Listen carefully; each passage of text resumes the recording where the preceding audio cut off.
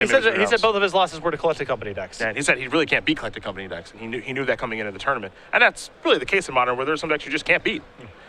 We'll see if this is one of them that Chapin can get by with his Grixis control deck. Is Hayne going to start off with a basic forest and an ancient stirrings?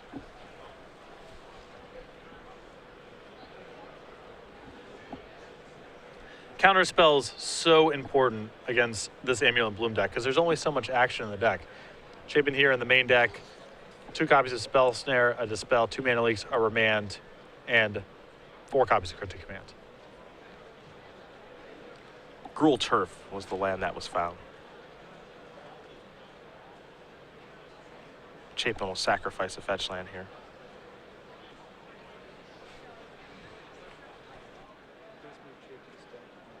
He's down to 17. Now here's a Watery Grave. So let's see what Patrick wants to start off with here.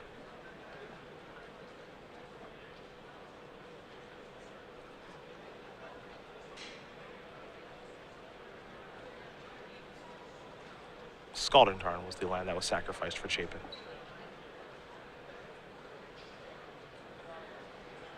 He's going to figure out how he wants to set everything up before moving forward. Deck and graveyard are happy. Serum Vision's going to be the spell that's played, it appears, and it is. So he'll draw a card, copy of Electrolyze, and now he'll scry a little bit. Looks like Spell Snare and Serum Vision's the options here for Chapin. One Electrolyze in Chapin's main deck, which I really like a lot. It's the type of card where, you know, the floor on it is pretty high. It's never going to be the end of the world to draw. And some matchups, it's your best card.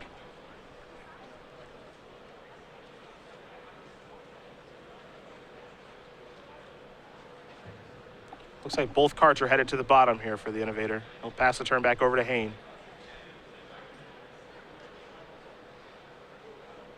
Who do you think has the better nickname here, the Innovator or Insane Hayne? The Innovator. Yeah? Yeah. I'm leaning toward Insane Hayne, actually, as he's casting an Ancient Stirrings. Insane Hayne's good. I always felt rhyming with your last name is kind of a cheat.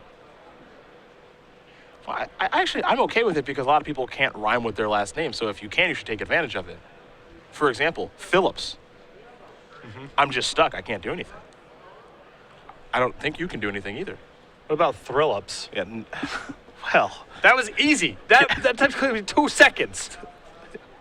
You are a genius. That one's for free. You can keep Thrillups. You are a genius. A Simic Growth Chamber. That's the land for the turn. Lord. There are some days I just wish I was you. Little manipulation here from Chapin. It'll be a Thought Scour. And we'll draw a card. He's filling up that graveyard because he wants to delve. Is it Tasker or the Angler?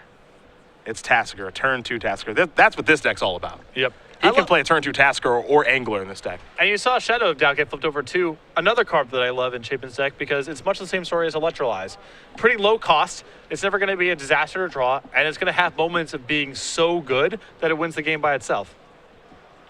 Is it Summer Bloom time? A third Stirrings. Stirrings, it's kind of interesting in this deck. I mean, it of course finds lands and Amulet, and it's finally found an Amulet. Hayne has gone through so many cards. He's got a blue mana floating. So we'll see if he can go full-blown nuts here. It doesn't take much. Well, the thing is, I feel like he really needs Amulet this turn because if Chapin untaps with the counterspell wall up, it becomes really hard for him to get Summer Bloom or Amulet to resolve. And at that point, he's just making land drops and trying to get to Primeval Titan or Highbind. That's very hard to do. So looks like Hayne does have the Amulet. Very important this turn. There's a Forest. There's another Amulet. Boy, this could get out of control real fast. Chapin with only 2 copies of Kolaghan's Command in his deck to get these amulets off the table. And of course, even if he has one, Hayne goes in the next turn with the other. And Island the draw.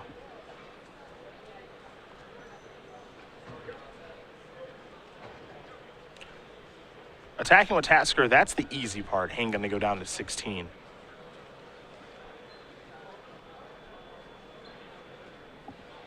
Now things get a little rough for the Innovator because this Bloom deck can get out of control. Well, he's still not cheating on the land drops just yet. If you can keep Alexander off of Summer Bloom and then start getting to Cryptic Command, that's a game plan. There's Colgan's command.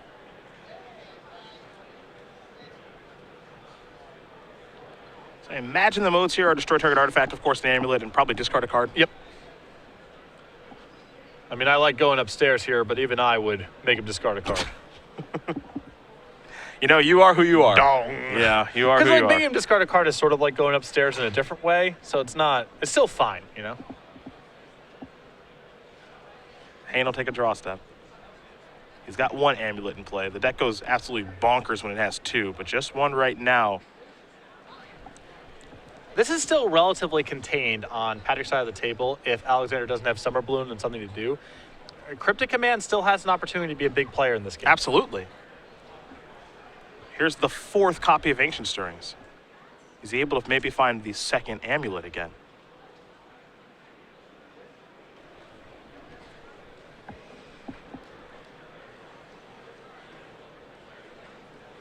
One thing, it's unlikely that he'll ever miss with Amulet in this deck, or excuse me, with Ancient Stirrings in this deck. But it is mostly there to find Amulet of Vigor. Found a Teleria West this time. Teleria West going to enter the battlefield. It'll untap now.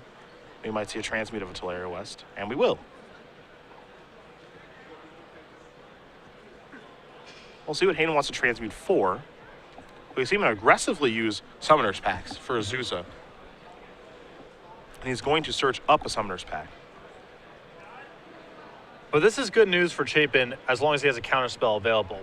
What Chapin would not have liked to see that turn is if Alexander got Cavern of Souls, because that means he already has a Primeval Titan lined up, and the counterspells are no good. If Alexander is having to tutor for Primeval Titan, again, Chapin's Cryptic Commands, his Mana Leaks, even Remand has the possibility of being very, very good, and he's got Alexander under some pressure here. 4 turn is no joke. He's got some bolts and electrolyzes in his deck to finish things off. He just drew land number 4 for Cryptic Command. I think that land was the big draw here, because now he can play that untapped and bounce the Simic Growth Chamber, and he might be doing just fine. He's going to pass the turn back for now, and he might just be fine saying, I'm going to leave 4 mana for Cryptic Command and respond to what you're doing. The danger with bouncing the land is that if Alexander goes, okay, Summer Bloom, he goes berserk this turn. So he's better off sitting on his hands. He'll counter whatever, and Alexander, by getting Summer Blue last turn, is sort of representing, well, I'm going to try to tutor for Primeval Titan and cast it. And Cryptic Command is awesome against that sequence. If Alexander does nothing, I think then your play becomes online. Maybe he bounces the Growth Chamber at that point, assuming he has another counterspell in his hand, and can afford to set him back. There's also the chance there that if Hayne doesn't do very much, Chapin also just does nothing. Yeah, for sure. There's nothing that says he has to cast a spell. Maybe he activates Tassiker. Yeah. You know, whatever.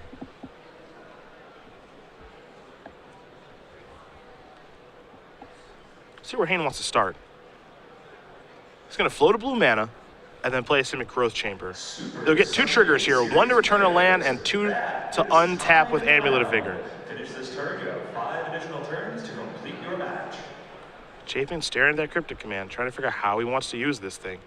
Because one thing that Chapin could do here is say, okay, with the untap on the stack of Simic Growth Chamber, bounce it. And then you also have to pick up a land. Yep.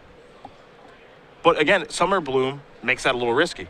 I think that Patrick at this point, if good opportunities to Cryptic Command for tempo present themselves, I think he'll take it.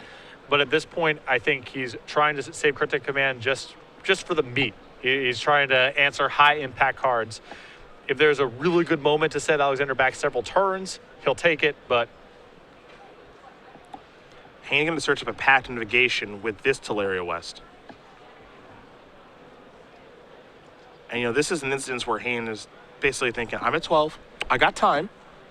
I'm not underneath that much pressure. Plenty of time to set her up and go crazy all in 1 turn. I have a Summoner's Pact in my hand to search for Primeval Titan. I've got a Pact of Negation to defend myself against Cryptic Command. I can happily pass the turn back. Now, Chapin, he's going to play a Lightning Bolt. He's going upstairs. Now it's a Snapcaster Mage. Perhaps Hayne did not have as much time as he thought. yeah, I mean, this is lethal. Now he has to defensively use Pact of Negation to stop this. Now Cryptic Command on a bounce land is game over. Chapin set this up very, very well by demonstrating a lot of patience here. Mana Leak the draw. Here comes the attack from Tassiger. Puts you down to 5. He can aggressively use Cryptic Command if he'd like to bounce a Simic Growth Chamber. Get him. Yeah, I had a feeling you might say Get that. Yeah, he's working on it. That's exactly what he's going to do. Yeah, Love it. And Hayne knows he's dead because he cannot pay for the pact. Patrick Chapin is going to win this game here over Alexander Hayne. Grixis Control up a game over Amulet Bloom. The power of Cryptic Command strikes again. Alexander there without Summer Bloom. Wasn't able to get ahead on the land drops. Chapin's series of cantrips led to a very efficient Tassiger. And once he ripped land number 4, it was just too hard for Alexander to play through Cryptic Command, given how much pressure he was under. Sideboard time. That means we take a look at Haynes first, as he'll be on the play. 3 copies of Leyline of Sanctity, a Hornet Queen, 2 Pyroclasms, 2 Seal Primordium, a Nature's Claim, a Ghost Quarter, a Forest, a Cavern of Souls, and 3 copies of Thragtusk. I'm honestly not that interested in anything in this matchup besides the additional copy of Cavern of Souls. Chapin's deck has no discard in it. Now, Alexander may not know that, but I don't think this is a Leyline of Sanctity matchup. The creatures I don't think are particularly good. It's hard to value Chapin out with them. It's possible Thragtusk and Hornet Queen come in. I'm skeptical, but the only card that I'm definitely sold on is the Cavern of Souls. We take a look at Chapin's sideboard here. 4 copies of Fulminator Mage. We know those are coming in. 2 Dispels, a Flash Freeze, a Counter Squall, a Slay, a Damnation, and this Staticaster, a Spellskite, a Shriek Maw, a Batterskull, and a Keranos Goddess Orb. So some weird ones there from Chapin. Well, you got 4 copies of Fulminator Mage and the 1 copy of Counter Squall. I think those are dead set to come in. After that, you get some kind of fringe options here. Cards like Flash Freeze and Slay are okay against Primeval Titan, though they're a little narrow in functionality. To me, the superstars, though, obviously the 4 copies of Fulminator Mage, Chapin's best weapon post-board, especially if he's able to get one of those draws where he has a turn 2 Tassiger or a turn 3 Gurmag Angler, backing that up with Fulminator Mage. That's a really potent opening against Alexander, assuming that he isn't able to go nuts with something like Summer Bloom or Amulet of Vigor. You have to imagine Chapin coming into this tournament. You know his love for Grixis. He has documented that so many times in his writing. Coming into this tournament, knowing he had to beat this deck. And that might be part of the reason that he has 4 copies of Cryptic Mana in his deck list and just has influenced a lot of his deck building and the way he plays the games against his deck. Yeah. Now, Chapin is, this deck has a lot of high-level Magic philosophy woven into it. You know, the 1 Electrolyze, the 1 Shadow of Doubt, they look sort of random, but Chapin is looking for a critical mass of cantrips to do what he's trying to do, which is get Delve spells on the cheap to make his Snapcaster Mages more powerful and so on. To that end, he's playing a couple cantrips where the worst case scenario is you cycle them, just like anything else you'd be doing, and sometimes they're going to have moments of being awesome. Now, once you have the second Electrolyze in your deck, once you have the second even Shadow of Doubt in your deck, you start feeling the inefficiency. You aren't curving out as well with your cantrips as you would like. But if you have a little bit of wiggle room, there's a lot of value to be gained by having some of these high upside cantrips. 4 Serum Visions and 4 Thought Scours to supplement the Tassikers, the Gurmag Anglers, and the 4 Snapcaster Mages. The deck is all about velocity. It's shaving out some lands as a result of all the cantrips, and even some of the weird one-ofs have cohesion given what the deck is trying to accomplish. We had the nickname conversation between the Innovator and Insane Hayne. People chiming in on their thoughts using the hashtag GPCharlotte. They also have a nickname for you here. Devin O'Donnell, someone who did top 8 of Star City Games Invitational last year, decided to call you No Mulligan Sullivan. Is that because that's true or because that just sort of rhymes? A little bit of both, I think.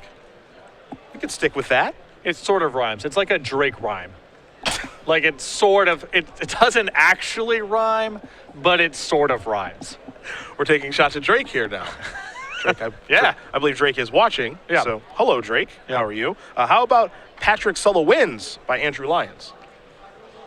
Nope. Not for you? Not even accurate. No Mulligan is closer than wins. You know? If we care about accuracy at all. And I also have one here, perhaps calling me the Phillips Screwdriver. We got to get off this. Instead of Thrillips. I'm basically going to be hypercritical of every nickname that comes down the pipeline. I appreciate it. Listen, it's not your fault. It's mine. It's on you. Yes, it's on you. This is because of my disposition, not because these suggestions are particularly bad. We're going to find a nickname for you. I know at one point in your life you went by the Rainmaker. Yep, the Rainmaker. Yeah. Rainmaker Red, an infamous archetype. We'll find something that works for you. Nothing as good as the Innovator or Insane Hayne just yet, but maybe our wonderful viewers can find a nickname that works for you. I do like No Mulligan Sullivan a little bit. We're on the cusp there of where we need to be. Yeah, Rainmaker Red. I remember. I said infamous. I said infamous. Sometimes I refer to my decks as the stone tablets because it's a template for how to live your life better, you know? Sure. Given from me to all of you. Quite humble you are. That's very, very nice of you. All my decks are named Rainmaker Red if I'm not sure if it's good, or the Stone Tablets if I'm sure it's good. Amulet Bloom might be the stone tablets. Yeah. As Hayne will take a look at his opening hand. Weird draw from Hayne last game with all those Ancient Stirrings. It wasn't bad. He really needs Summer Bloom before Chapin gets his shield of counter spells up. That's really the recipe. From that point, he can start doing things like transmuting for counter souls and pushing through Primeval Titan. But when it's just a land drop a turn, even backed up by Amulet, Chapin's counter spells have a good chance of being functional. Well, he just found an Amulet off of Ancient Stirrings. So the scary thing about this deck is Patrick's starting with a Creeping Tar Pit. It could be showtime right now. Yep. That's part of the power of Bloom. Even your bad matchups, your best draws still carry the day. Yep. Does not matter what's going on the other side of the table. Did you play a land that enters the battlefield tapped? That was dumb. What's the best hate card against this deck? Blood Moon. All right, sometimes you're dead before you can actually cast a Blood Moon. That to me is the mark of an extremely powerful deck. If I'm Patrick here, I'm breathing a sigh of relief that it's just a Cavern of Souls naming Giant and now an Amulet and a passing of the turn. I am thrilled that that's the turn. Because it could have been so much worse. Right. I mean, again, Chapin's counterspells have the possibility of being very good here. Now, Cavern of Souls long-term is a problem if Chapin is trying to lean exclusively on Mana Leak and Cryptic Command to stop Primeval Titan. But he can stop cards like Summer Bloom. Assuming that Cavern's on Giant, he can stop things like Azusa. And as long as he keeps Alexander off of the really explosive development, he has the opportunity to deploy one of his threats on the cheap, hold up a shield of counter spells, and repeat what we saw in game one. Steam Vents enters the battlefield untapped. That's why Chapin's at 18. He simply passes the turn back. Had the option to play Serum Visions. Elected not to do so. Waiting patiently. Maybe bluffing some counter magic. Maybe wants to play some Thought Scourers end of turn. We'll find out.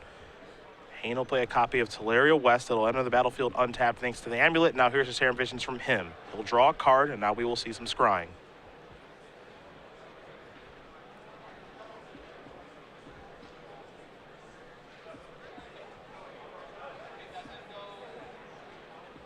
Both cards going to stay on top. That's always scary, and just a passing of the turn. So perhaps what Hayne is missing right now is a bounce land.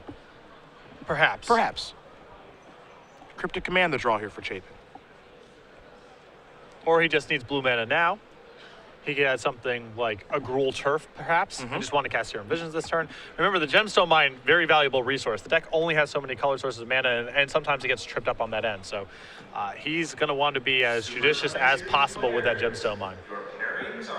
Maybe he's willing to step back his development a little bit and play Teleria West that turn to ensure that he doesn't have to tap the Gemstone Mine for blue mana. And that's part of the complexity here on Chapin's side is it's hard to piece together too much of what's going on Alexander's hand based on this opening. Yeah, with a lot of possibilities. Without a probe or discard spell, you know, you're kind of guessing about what he's up to. Chapin's going to play Watergrave untapped, and he's going to play Fulminator Mage. Now, what's always interesting about Fulminator Mage, you talk to Bloom players, be it Hayne, be it Chris Van Meter, Tom Martell this weekend as well. They've all said the same thing. Most people have used Fulminator Mage incorrectly against me. They just use it too fast. Yeah. So when is the right spot to actually make your move Fulminator Mage? It'd be very easy to say, why don't you just kill a land right now? Especially with pact payments being part of the equation, sometimes, but for the same reason that the Gemstone Mine is valuable, sometimes color mana requirements trip this deck up. And doing something like casting Summoner's Pact, getting Primeval Titan, and then being able to pay for the pack on the next turn can be tricky in the face of Fulminator Mage. Maybe you have to get one less value land because you need to get another green source of mana to be able to pay in the face of Fulminator Mage. Other Serum Visions. It's a lot of setup here for Hayne, but as we know with Amulet Bloom, then a big turn happens, and it's hard to stop that big turn, especially when you have all this setup happening. Last game, it was a lot of Ancient Stirrings. This game, it's a lot of copies of Serum Visions.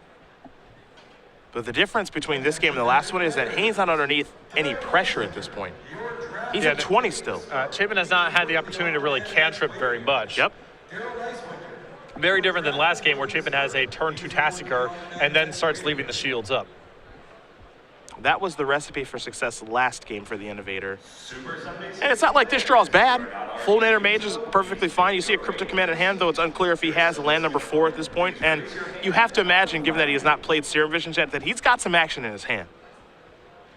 It looks like he's finally going to cast the Serum Visions, maybe get a little deeper into the deck. Well, the critical thing for Chapin is ensuring that he has land number 4. Yeah. Because then he has Cryptic Command up, and given how slow Alexander's draw has been, Cryptic Command might be a lot for him to work around. Remember, Chapin also has the opportunity to blow up that Cavern of Souls, and then it's hard for him to get things to resolve. Chapin's scry here, a Mountain and a Remand. That's what he's deciding between. Sam Pardee, Grand Prix Portland champion in the modern format, birthing pod specialist back when that card was legal. He just won in the backup match, so it is party time over there. He's 13-1. Congratulations to him. Playing Blue-Red Twin and likely in the top 8 now. I'm assuming that's a lock, especially if you can get a draw next round, and a great performance. Another notch on was already a really good resume for a pretty young guy. Yeah. Hayne will take a draw step. Super Sunday Series competitors, welcome to round 5. You may begin.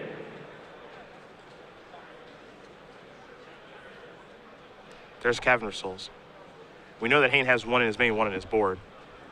And I think we're going to name Beast this go-around. Perhaps Chapin didn't see this one coming. As Hayne might be trying to play just a more normalized game. Yeah, I think that Chapin's pretty well equipped to fight this sort of game. Okay. It's not, Thragtusk is fine here, but it's not the end of the world for Chapin to trade off resources with the Thragtusk, because Alexander's not really taxing many of his resources here. It's more about stopping him from going crazy, but there's a lot of individual cards in Alexander's deck that don't really matter. So Thragtusk, I think, it's good in this spot, certainly something castable, especially given how slow Alexander's start is, but I think Chapin can work his way through a Thragtusk. Chapin's going to have Thought Scour target Hayne. Turns over Nation Stirrings and a Pact Negation. Chapin will draw his card because he wanted both the Mountain and the Remand, so he did not want to target himself. Really needed land number 4. Yeah. And he'll just pass the turn back. If you have ever watched or played against Patrick Chapin with 4 mana in hand and Cryptic Command at the ready, he is surgical. You can have your 5/3, man. Yep. It's all yours. This is right at home for him.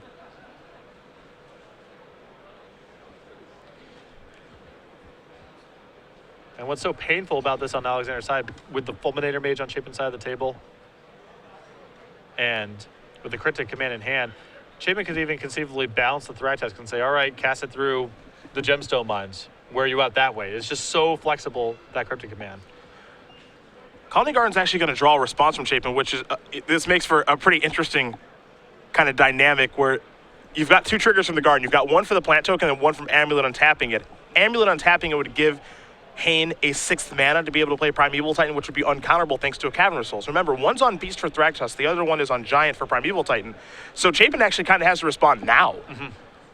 And he can respond now by saying, you know what, Fulminator Mage, kill your Colony Garden so you don't get that mana. Maybe Cryptic Command something, but this is a tough spot here for Chapin because if a Primeval Titan comes down, I don't think he's really well equipped to deal with that and Thragtusk. Exactly, that's just a little too much here. So with the trigger on the stack from Amulet wanting to untap the Colony Garden, Chapin's going to use the Fulminator Mage. Now the plant token will resolve, so no one's on the battlefield. That one doesn't matter too much just yet. Thragtusk coming in the red zone certainly does matter. Chapin going to go down from 16 to 11. Hayne will now play another uncounterable Thragtusk. He's got to cash in 2 Gemstone Mines to cast this. Certainly worth it, though. Yeah, he's got his game plan here. I mean, he knows that he's not going to be able to, certainly he's not going to be able to hive mind, even if that card's still available this game. He most likely does not have Primeval Titan in hand, and Chapin may be really well situated to answer everything else in the deck, but Cavern for Thragtusk might be an out. And it was unclear if Hayne would move into this strategy or not post-sideboard, because typically you see this against the black-green decks of the world, your Abzans, your Juns, or even just straight-up black-green. Cryptic Command, as great as a card as Cryptic Command is actually not all that great against Thragtusk, because if you bounce it like Chapin just did, it's going to leave a Beast token behind. Although Chapin has a lot of breathing space with Cryptic Command. I mean, he can simply tap Alexander's team and draw a card. You saw him bounce the Thragtusk back in the hand, And given Alexander stayed on lands, it's going to be a little challenging for him to recast Thragtusk. Well, it feels like Hayne is far away from recasting Thragtusk, but in reality, if you think about it, Any double land gets him there. yeah, any bounce land, which he plays so many of, it'll untap because of Amulet, and he has Cavernous Souls, naming beasts. So all it takes is one of those Gruul Turfs or Simic Growth Chambers. All of a sudden, he's got Thragtusk back. Chapin looking like he wants to play a Gurmag Angler. But he's in a bad way right now. Yeah, the second Cavern of Souls, really rough on Chapin this game. The one card out of the sideboard, as Chapin was going to come in, been really nice with this Thragtusk. You know, outside of Hayne's play, which is always going to be close to flawless, he's very impressive to watch play, especially with this deck. His sideboards impressed me so much. The second Cavern of Souls and the second Force on the board have both been fantastic. Really, really good deck building from him this weekend. A Seraph Visions from Chapin's going to put both cards to the bottom. He's certainly looking for help right now. Looks like he found his copy of Slay. That is great. Whiteboarded Slay is awesome. You know, a long time since we've seen this card. One of 8th edition's finest. Originally in Plane Shift, I believe. Yeah, Plane Shift uncommon. There's a little bit of a hate cycle from that. It's that Execute as well. Destroy target white creature, draw a card. Chapin going to play the Angler and pass the turn back. There it is. Yes. For you old school gamers out there. Hayne will draw a card. Again, any double land lets him recast the Thragtusk. He actually picked up a copy of Boros Garrison. Looks like he was slow rolling a Simic Growth Chamber as well. It's so strange to see, you know, Hayne loses his Colony Garden to a Fulminator Mage, has to lose both of his Gemstone Mines, and he's doing just fine. Yep. Here comes Thragtusk. Chapin going to take that hit. He's going to go down to 6.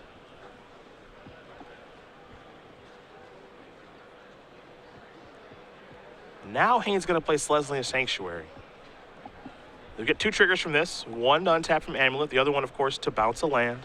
Hayne will add a mana from one of those caverns, likely the one that's naming Beast. Now he'll deploy Thragtusk. It's uncounterable.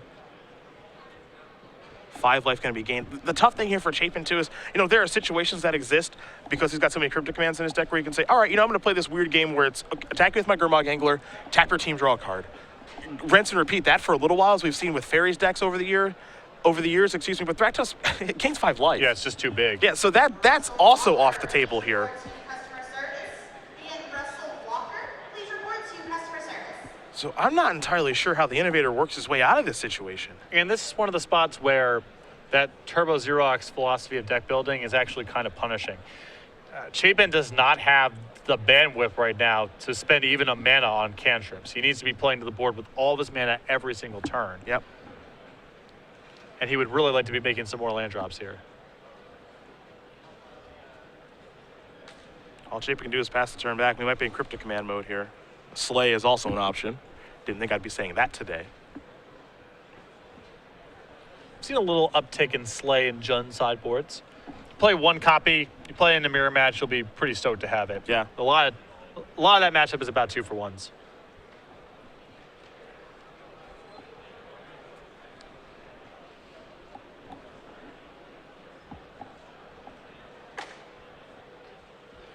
Looks like Hayne's ready to go to the attack step. Chapin has given him the green light. The Beast token's coming in too. Right now, this is a lethal attack. Chapin looks like he's going to block the Beast token. And now it is time to slay a Thragtusk. And that gets out of combat. Chapin falls to 1 in all of this. Gets to draw a card, picked up a copy of Dispel. A Beast token will be left behind, of course. Chapin will go down to 1. Hayne will lose a Beast token thanks to the Angler. So Chapin's trying to work his way through this. Hayne is going to play a copy of Boros Garrison. And the tough thing here is that he actually has a Primeval Titan as a follow-up. The cavern that he left in play, he picked up the one naming Beast last turn, he left the one naming Giant, so this Primeval Titan's going to be uncounterable, which means he'll get to search for some lands. And I believe he's built too much of an advantage now. If it was just the Thragtusk and Alexander was kind of out of action, it's possible, you know, Chapin next turn plays a Tassiker, And then he's actually got the Thrag Tusk and the Beast token checked for the time being. But at 1 life, this is too much to overcome. Gonna search for a couple of lands here. Will Hayne gets to transmute, maybe a pack negation, yeah, for a little bit of defense. We have seen this play before.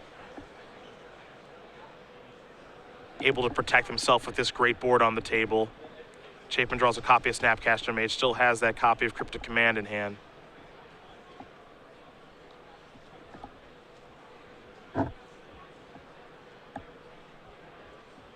The resiliency, the ability to shift roles, that's what makes this Amulet Boom deck so good. It had nothing to do with Summer Bloom that game. Nope. Nothing. Nothing. No Hive Minds necessary, none of that combo stuff. I'm gonna play Thrag Tusk. You're gonna have to try to beat Thrag Tusk. I'm gonna play another one. That's hard enough for you to beat. The entire time, it's looming that I can do something completely broken, so it just contorts the way Chapin has to play the entire game. And the big thing for me, the big difference in that game is Chapin did not have something on the board early. Yeah. Because his deck is not very good at making his land drops. He's rarely going to go 1, 2, 3, 4, 5, 6, 7, 8. He has a lot of counter spells, but it's hard for him to get in a spot where he's trading multiple counter spells together in the same turn because he's light on lands. So what he needs to do is get something into play, and at that point, Alexander's kind of forced to play into a Mana Leak one turn, into Cryptic Command the next turn, into Snapcaster and a Mana Leak the following turn, and so on. But if Chapin's not applying any pressure, that gives Alexander a lot of time to make his land drops, find the right mixture, whether it's Cavern of Souls or the right threat card, what have you, and overload or invalidate Chapin's permission. So it's got to start with Gurmag Angler and Tassiger, I think, on Chapin's side of the table. And probably early as turn 2. Yeah. If we're being honest, because of how explosive Amulet Bloom can be. You think about game 1, just compare the 2 games that we watched. Chapin in game 2 is able to play a Tassiger, and all of a sudden it's Hayne's plays that are contorted a little bit because Hayne doesn't get to do all of this Serum Visioning and setting up and pacing the game because I'm not underneath any pressure. Game 2, Hayne had all the time in the world, got to play around Fulminary Mage appropriately, got to play around Cryptic Command, get his shop online while being able to threaten the ability to go crazy with Primeval Titan. Those games are night and day. Game 1 is how Chapin wants things to go, and truthfully how I feel he needs things to go. Yeah, he in game 1, he was able to use Cryptic Command. He had so much versatility with how he could play Cryptic Command. We were talking the entire time. He can counter a key spell here. He can bounce Simic, Growth Chamber set Alexander back, et cetera, et cetera. That's because he was on the front foot. Yeah. And when that happens, Cryptic Command covers all of your bases. When you're at neutral, which is what happened there in game 2, both players just making their land drops, eventually Alexander can find the workarounds in his deck. He does have Cavern of Souls. He has some ways to play around Cryptic Command.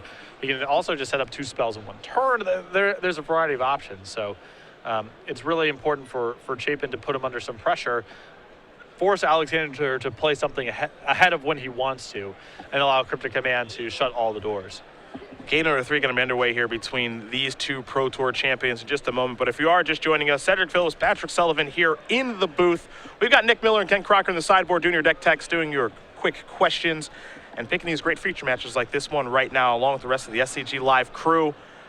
At SCG Live, hashtag GPCharlotte all weekend long for your tweets. We've been interacting with you guys all weekend long, and we have thoroughly enjoyed it. Yep. And we've been enjoying this tournament, too. We got to watch a lot of great magic here. Great. If you had to summarize game 1, you would say Chapin got to 4 mana, and now he gets to leave up Cryptic Command. If you had to summarize game 2, you would say Chapin got to 4 mana, and now he has to leave up Cryptic Command. Yeah. Very different modes. Chapin wants to be in the first one. And Hayne made it in game 2 where Cryptic Command wasn't even very good. No, I think Chapin conceded with a Cryptic Command in his hand, knowing that it was not going to help him. A Polluted Delta is where Chapin does start. Here's a Serum Visions for Hayne. He'll have to take 1 from Mana Confluence. So he'll draw a card. Now it's time to scry here for Insane Hayne. We will see where these cards do go. And Chapin's start of just a Polluted Delta and pass it doesn't mean he has nothing to do on turn number 1 because he has cards like Spellstorm in his deck, but I'm interested to see if there's a Thought Scour coming. Yep. Very odd for Chapin's deck to be missing on cantrips. I mean, he's got a lot of them. And really, you know, Serum Visions is a good card in Chapin's deck, but Thought Scour is a great card in his deck because it does facilitate a turn 2 Angler or a turn 2 Tassiger, depending on how the cards do line up. He's very quickly, you know, sacrificing his Delta, playing a Water Grave on tap, going to 17. I think we're going to have a Thought Scour here in just a moment. We'll see if he can get one of those Delve creatures and play early. Yeah, that to me is the important part here. Once he's actually doing that, his cantrips become a lot more powerful. He almost moved to his turn. There's the Thought Scour. I was hoping he wasn't taking 3 for no reason, so he'll turn over 2 cards. Now he'll take a draw step. So he's got 4 cards in the graveyard right now. Again, 2 from Thought Scour, 1 for Thought Scour itself, and then a fetch land. Now here's a Sulfur Falls and a passing of the turn, so no insane delve card just yet. But you see Gurmag Angler, you see Terminate for protection. This seems like a better mixture of cards than what we saw in game number 2. Now we head back Hayne's way. About 15 minutes left to go in the match, so I imagine enough time for both players to finish. I don't think time will play a role here. But we saw yesterday when we covered Chapin and it was a 3-game match and things had kind of dragged out a little bit.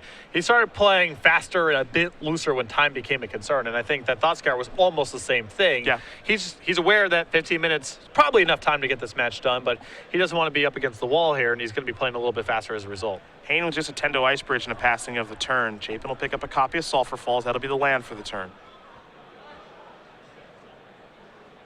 Perhaps it's time to go to the Angler.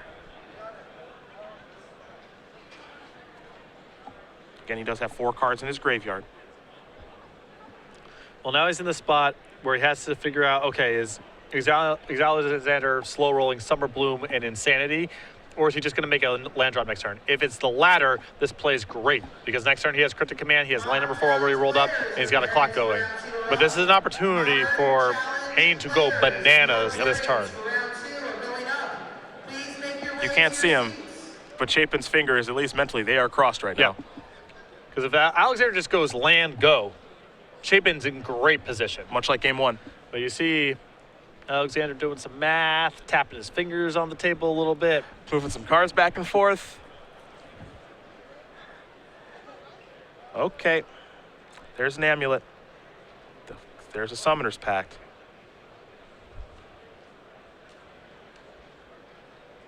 It's going to be an Isuzu. We have seen him do this multiple times this weekend. Yeah, sometimes you don't have Summer Bloom, but this is a way, especially with Amulet, to bridge yourself into 5 or 6 mana the following turn and start doing some really crazy stuff. And if you weren't with us yesterday, you might be thinking, okay, he's going to play Isuzu this turn, play a couple of lands, have to pay for a pack next turn, and then the following turn he can play Titan. No, no, no. We saw every time he did this, he was able to play Isuzu this turn, pay for pack, and play Titan the next turn. Yeah. So he's going to start by playing Simic Growth Chamber. That's land number 1 for the turn. Pick up the Tendo Ice Bridge.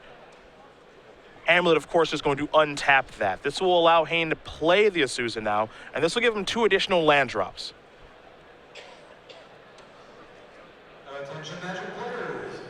So we'll see what the next land drop will be. And we know he's got a Tendo Ice Bridge in hand, so that's certainly an option at this point. It's very important for him to leave mana in play where he can pay for Summoner's Pack, even if Chapin Cryptic commands one of the lands back to his hand. That's the most important thing in this sequence. Tendo Ice Bridge is 1.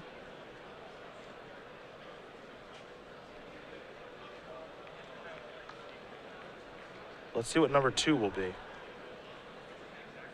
But if this is not a 2-mana land, It becomes bad news. Cryptic Command is really bad news. Fulminator Mage is really bad news. Well, Vesuva will make sure that it's a 2-mana land. Yeah. This is going to untap. We'll see what land he wants to return.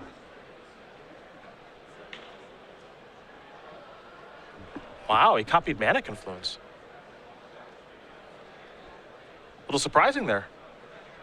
I mean, if there's a Cryptic Mana Simic Growth Chamber, this game could be over.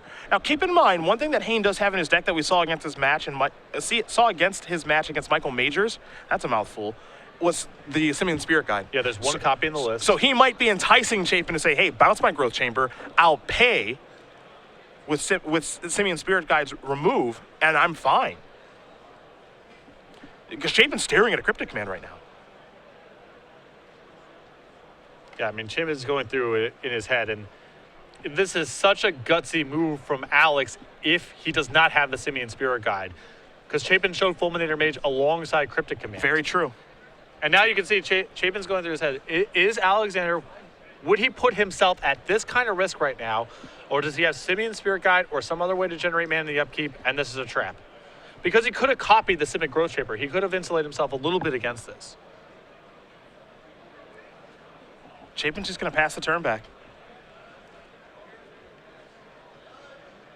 Wow.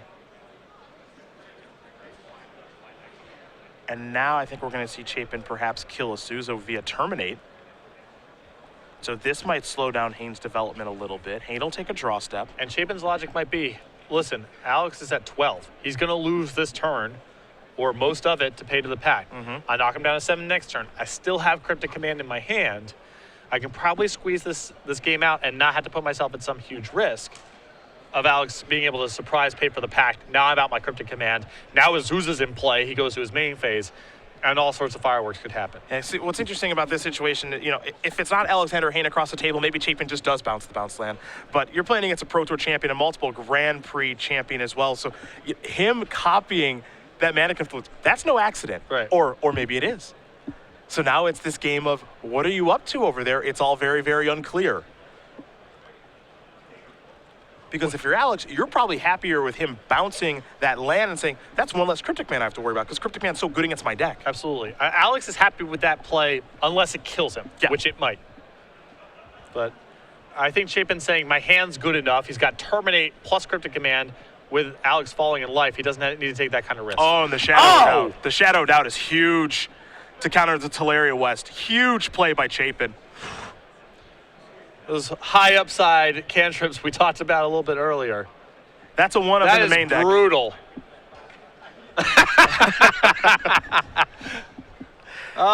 Even Alexander has to enjoy it. What are you going to do? Hey, he's got a good sense of humor, but that's a beating. You just got Chapined. Chapin will pass the turn back. The Angler came across for 5 more. Keep in mind, this looks so much more like game 1 than game 2. He gets to leave up Cryptic Command. Yep. He doesn't have to leave up Cryptic Command.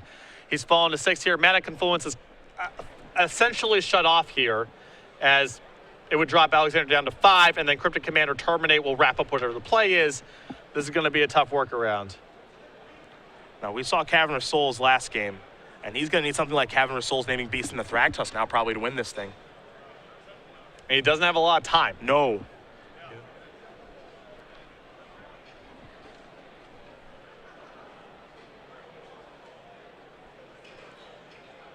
Hayne took a look at his sideboard very quickly. Wanted to make sure about his options that he still does have available. He'll play a Cavernous Souls. He names Titan to cast Primeval Titan. He's not out of this thing yet.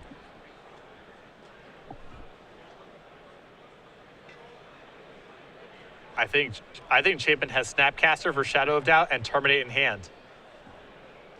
Chapin's going to start by sacrificing his fetch line. Good mechanics there. And I think you were right about that. He's going to play Snapcaster Mage. And I've never seen Shadow of Doubt be this good. Alexander can't search. The Primeval Titan dies. And then he's he got dies. 7 points of power in play. What's the worst case scenario for your one Shadow Doubt? You cycle it. A little expensive, a little clunky, not the end of the world. What's the upside? 12-2. 1 win away from the top 8 potentially.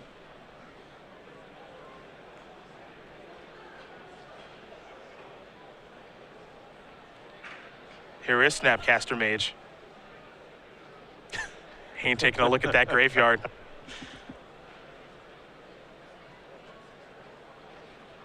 Didn't think I'd see Shadowed Outcast this weekend, let alone twice in the same game.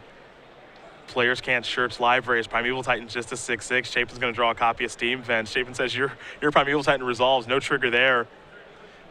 These kind of wins are so satisfying too, because every little piece of Chapin's puzzle came out to play this game, this match. Chapin going to draw a copy of Serum Visions. He'll play Steam Vents untapped. This is smart too, just to make sure nothing goes wrong. He can terminate with Cryptic Command available. Take care of your Titan, and that is going to do it. Patrick Chapin is going to win this match here over Alexander Hayne, 2-1. Shadow of Doubt, put that thing on eBay. My goodness. That was great. There's the crossroads there in game 3 where Chapin has an opportunity to go for the kill and just bounce a land. If Alexander has Simian Spirit Guide, it's bad news because he pays for the pact. Azusa goes in the main phase. Who knows what happens? Usually there's only one Simian Spirit Guide in the deck. But Chapin's philosophy there is, it's Alexander Hayne. He's not taking this kind of risk for no reason. The second is, Chapin's hand's so good that he can afford to be a little bit more conservative. He doesn't have to go for broke in that spot. Terminate, Shadow of Doubt, Cryptic Command were the incentives to take that kind of line of play, and they were all awesome for him as that game progressed. It's another thing that I love about Magic and why I love doing this is, you get to watch two of the game's very best play.